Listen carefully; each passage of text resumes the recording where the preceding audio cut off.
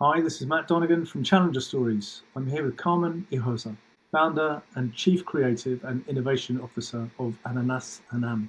Carmen, tell me what Ananas Anam does, because I think it's very special. Yes, thank you, Matt. Very good to be here. What we're doing at Ananas Anam is that we repurpose waste from the pineapple agriculture, which are the leaves that are usually left to rot in the ground or burn, and we make with those fibers a new material which is an alternative to leather and petroleum-based textiles. This is sold in the fashion industry, car industry, interiors as well, and it has a very strong social and environmental power, really, employing people in very poor communities and making sure that we use a waste instead of having a raw material being extracted or grown in the land. So this business, Ananas Anam, is at the very heart of sustainability.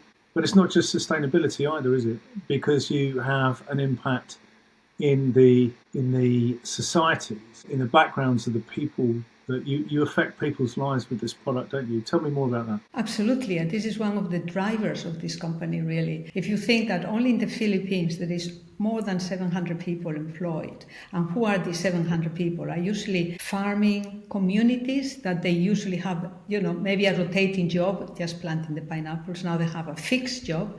They're part of a cooperative or a group, so they have fixed income. They have the security of having enough money to eat, really. Sometimes they have to get paid every day to get enough money to eat. So this impact is absolutely immediate to the people that we work with. Okay, so not just a sustainable business, not just about the renewable economy, but actually you're extending into really affecting people's lives. So, Carmen, what made you start the business? So you're the founder, you're the Chief Creative and Innovation Officer. You're definitely the person who's driven this forward, certainly in its initial phases. Tell me about your journey. How did you start? Why did you do this? Yes, indeed.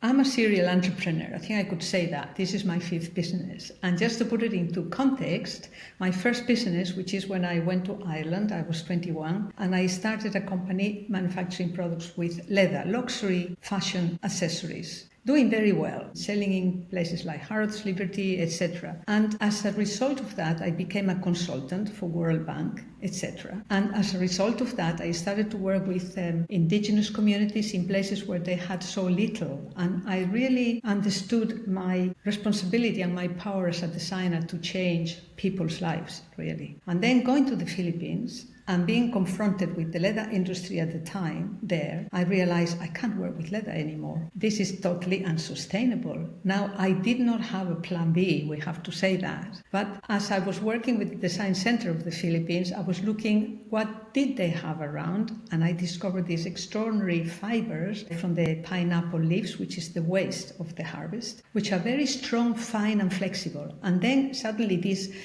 little light came to me and it said, what if I can make a mesh not unlike what leather is with these fibers?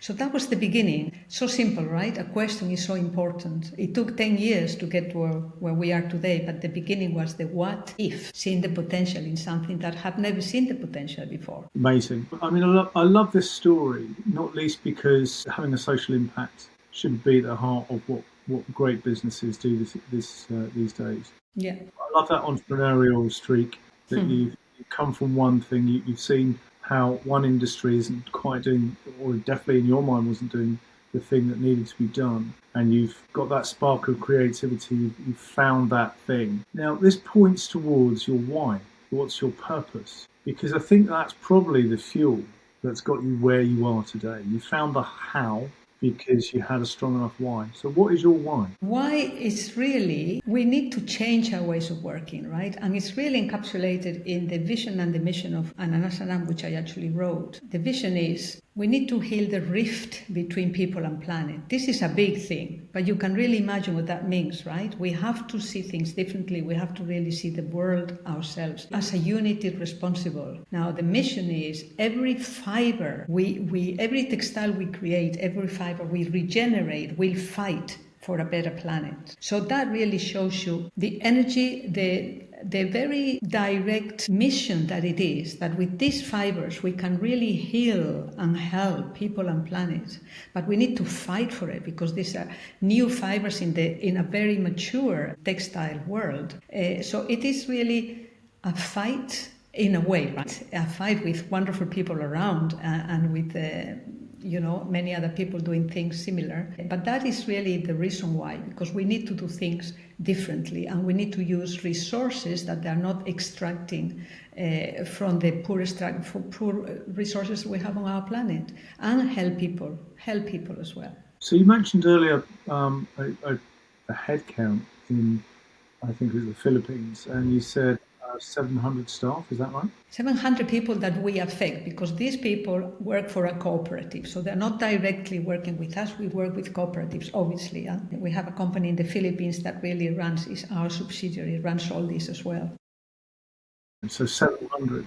And then in terms of the distribution of the product, because you must be producing a fair amount of product now, what kind of customer base have you got? We've got from the car industry, starting now, from very specialized, if you like, small companies, for example, particularly making shoes, sneakers rather than shoes, right? That they really want to do something much more sustainable, with transparency, with value chains that they really can follow. That's really what we have a lot of that. And then we are really breaking into the fiber industry, which is an interesting one, because with that we have Piñatex, which is the product that I invented as an alternative to that. Now we are using our knowledge of these fibers to really bring these fibers into the textile market. So instead of having a linen shirt, you can have a piñat yarn shirt. So it's really diversifying and bringing this product into another market, because you really need to diversify, that's for sure. I mean, as I say, I think the product itself is, what a fantastic idea. I mean, taking waste product, food waste product, and turning it into pretty hard-wearing textile, which is fantastic. If it's been adopted by the car industry, then it tells you it's not just a kind of throwaway product. You developed the product. How long did you say it took to develop the product? Not the business, but the product? It took nearly 10 years, really. 5 years I did a PhD in Royal College to develop the idea into a proof of concept and a product, right? But then you have to develop the value chain. Now, can you imagine? I can't imagine something as difficult as from zero to develop a value chain, because it did not exist. So that really is now in the stage of upscaling, but that was the most difficult thing to do. So altogether, to really say we can make the product, it took about 10 years. But don't forget that I started on my own with no money as well, so maybe it would have taken less time, but then you learn you learn the tricks as you go along as well. So the Challenges Stories is about the challenges of developing a business, from concept through to delivery to scaling the business. What's been your biggest challenges in developing the product and bringing it to market? Well, we have different challenges at different stages, right? At the beginning, it was really, obviously, funding is the challenge of every day. It's like bread and butter, really, right? Or your water. At the beginning, it was really to get enough funding, get the market to really accept this product, a new product completely. Today is the upscaling. So you really go from one step to the other. So if we just concentrate on today, the challenges of today is upscaling this value chain, which needs to be, because we need to really create volume to make sure that the price is a la par to other fibers, for example, linen. And that takes a whole new structure. That really is a very extraordinarily challenging and difficult. And then you really need to do this with the right partners. That is the challenge as well. So distribution, finding the right partners to work with, finding the right manufacturers who've got that appetite for doing something so groundbreaking, because I mean, it's fair to say that the product that you've developed is groundbreaking. It's new to market. There are a number of new natural products that are being used in the manufacturing industry as well, across manufacturing in industry.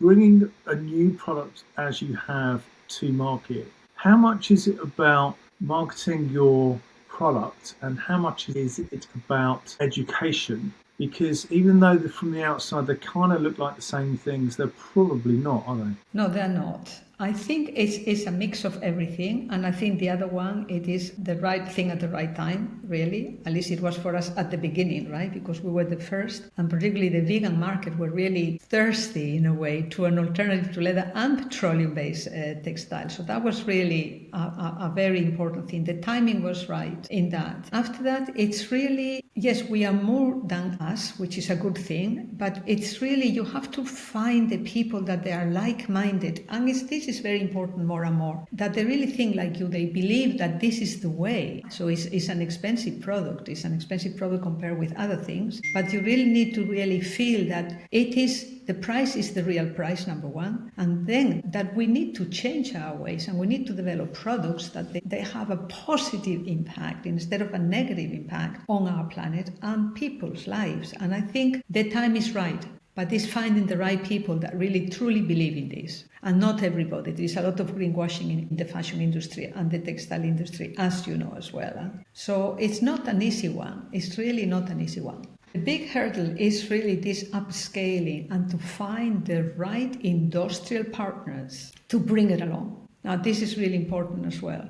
You can't really build something like this just without having the right industry, from agriculture to textile manufacturing to the right big clients that they're right in the business. And I'm talking about, for example, a very good one is the car industry, right? So these kind of industrialized partners, they're really, really important.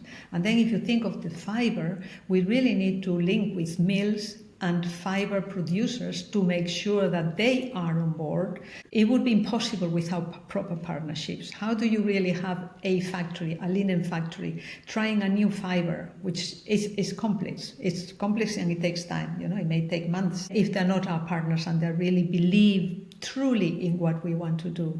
So partnerships to upscale and have the balance of the right people around you, meaning the right business, the right industry, is very, very important. This is really our next step.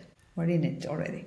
And if you were going to have one thing that you'd say to the viewers today about your mission, I mean, you've mentioned about the social aspect, about sustainability. What would be the one message that you would leave with the viewers today? I think what I would like for them to listen is that we all have to change our ways as human beings, how we buy, how we think about our planet, how we think about what we do with all the stuff that we have all around us. We are, as individuals, human beings, we have the freedom to choose, and we forget that. We can say, I want this and I want the other. But why do I want this? And what is my responsibility as a human being? This is becoming more and more important. And we have to do it. We have to really be these ethical human beings and understand that we have the power to change things for good and for bad. So let's be good. Yeah.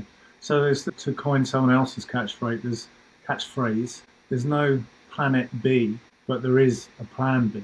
And that plan B is to be more humane. 100%.